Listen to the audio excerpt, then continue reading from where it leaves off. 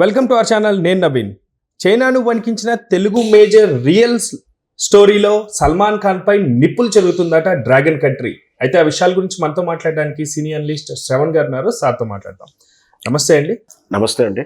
చైనాలో ప్రజెంట్ ఇప్పుడు నిప్పులు కక్కే కార్యక్రమం జరుగుతుందంట. అది కూడా ఒక సినిమా పైన. తెలుగు మేజర్ రియల్ స్టోరీలో సల్మాన్ ఖాన్ పై నిప్పులు చెరుగుతుందట డ్రాగన్ కంట్రీ. ఎందుకండి రీజన్స్ అసలు? చైనా మొదటి నుంచి కూడా మన ఇండియాతో కయ్యం కొనుక్కోవడానికి, కవ్వించడానికి మొదటి నుంచి కూడా ముందుంటుంది. మన మొదటి ప్రధాని జవహర్లాల్ నెహ్రూ ఉన్న సమయం నుంచి చైనాతోటి కొంచెం విభేదంగా ఉన్నమాట వాస్తవం.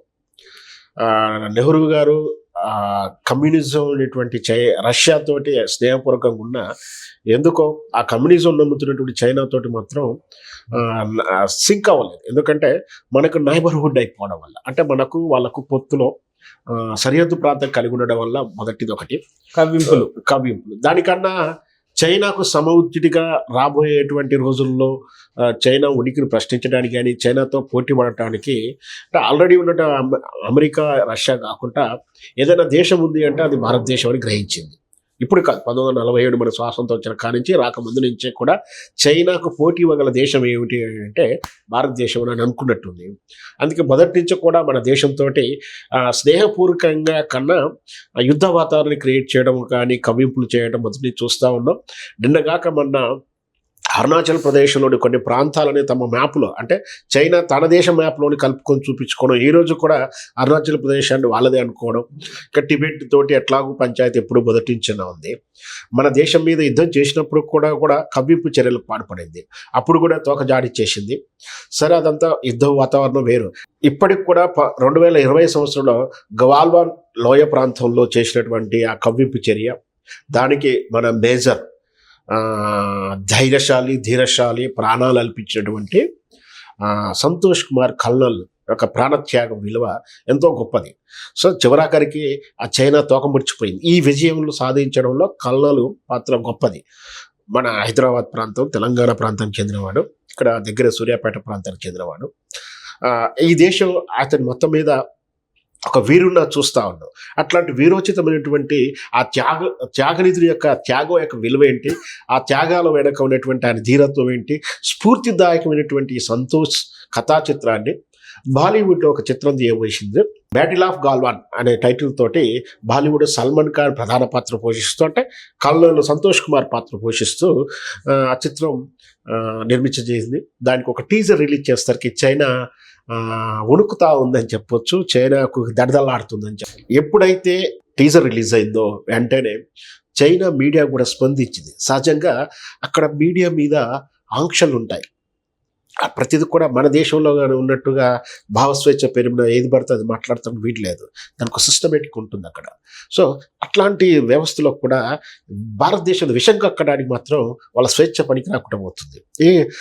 ఏమంటుంది, బాలీవుడ్ చిత్రాలు సెంటిమెంట్ ఫూల్స్, ఏదో ఒకటి అంటే వాస్తవాలు దూరంగా చిత్రాలు తీస్తారు, సెంటిమెంట్గా ఫ్యామిలీ డ్రామాలు చేస్తారు, ఇట్లా యుద్ధాలు చేస్తానికి, ఫైటింగ్లు చేస్తానికి సినిమాలు తీస్తారు, ఒరిజినల్ చరిత్రను దూరం పెట్టేస్తారు. కానీ ఒరిజినల్ చరిత్ర సినిమా చూసినాక చరిత్ర వక్రీకరించారా, చరిత్రగా చూపించారనేది ఈ సినిమా చూసినాక ఆ మాట అనాల్సిన వాళ్ళు ఊరికైనా బుధ జల్లేస్తున్నారు.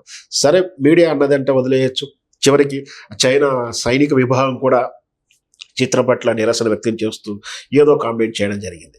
మొత్తం మీద మన దేశం నుంచి చైనా యొక్క దురాక్రమం ఏంటో, ఎందుకంటే ఈ సినిమా రిలీజ్ అవుతే చైనా దోషిగా, ఒక ఆక్రమిక దారుడిగా నిరూపించబడుతుంది.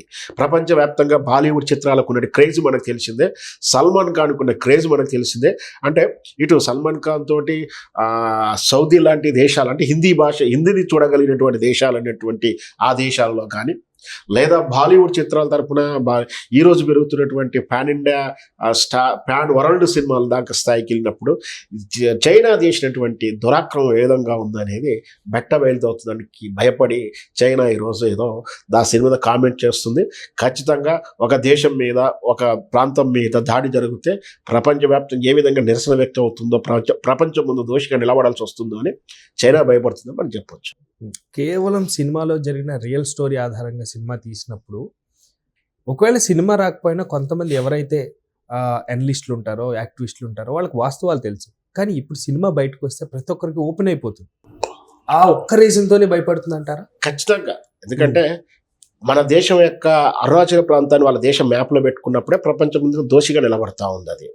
ప్లస్ ఒక దేశం యొక్క సరిహద్దు ప్రాంతంలోకి ఇంకోటి అరుణాచల్ ప్రదేశ్ ఇప్పటికి కూడా వివాదాస్పదమైన ప్రాంతం కూడా కాదు. వాస్తవానికి మన మ్యాపు, మన పాలకులు ఉన్నారు, మన కాన్స్టిట్యూషన్లో ఉన్నాయి అక్కడ. అంటే మన పార్లమెంటరీ కాన్స్టిట్యూషన్లోకి ఓట్లు వేస్తున్నారు, అన్నీ జరుగుతూ ఉన్నాయి. అక్కడ ప్రజలు కనుక మన కాన్స్టిట్యూషన్ పరిపాలన లేనంటే సస్పెక్టెడ్గా ఉండొచ్చు. కానీ అయినా ఉన్న ప్రాంతానికి కూడా వాళ్ళు మా దేశం అని చెప్పి చైనా ఎప్పుడైతే చెప్తుందో, ఎప్పుడైతే కవ్వింపు చర్యలు చేస్తూ ఉందో అక్కడే అర్థమైపోతుంది దానికి ఆ విస్తరణాధికార కాంక్ష. అంటే ఎప్పుడో రాజుల కాలం, అంటే ఆటవిక నాగరికత 300 ఈ సంవత్సరాల కింద రాజుల విస్తరణ గురించి విన్నాం. కానీ ఇప్పుడు ప్రజాస్వామ్య వ్యవస్థ విలువలు వచ్చిన తర్వాత ఒక దేశం ఇంకో దేశంగా విస్తరిస్తానికి కూడా ఎవరు కూడా సాహసించరు, అలాంటి ఆలోచన చేయరు. అలాంటి విస్తరించి ఆలోచన చేయడం అంటే దురాక్రమం చేయడం, యుద్ధం చేయడం వల్ల ఏం జరుగుతుందంటే ఆ పాలకుల యొక్క ప్రజలు ఎంత విధంగా నష్టపోయి ఇరాక్ యుద్ధాలు చూస్తూ ఉన్నాయి. ఇరాక్ యుద్ధంలో మనకి ఏం గుణపాఠం నేర్పిందో చూసాం, ఇజ్రాయెల్ ఏం జరిగిందో చూస్తున్నాం, పాలస్తీనా ఏ విధంగా దెబ్బతిందో చూస్తున్నాం. అంటే ఒక దేశంలో యుద్ధం వస్తే ప్రజలు ఏ విధంగా కష్టపడతారో తెలుసు వాళ్ళు. అయినా కూడా చేస్తున్నట్టే కేవలం పాలకుల యొక్క బుద్ధిమాంద్యంతో ఇట్లా దురాక్రమణ ప్రక్రియ చేస్తుంటారు. దానికన్నా ముందు వాళ్ళ దొంగతనం ప్రపంచం ముందు నిలబెడుతున్నారు కాబట్టే ఈ చిత్రం పట్ల వెళ్ళగక్కుతున్నారని మనం చెప్పొచ్చు. Thank you sir, thank you so much.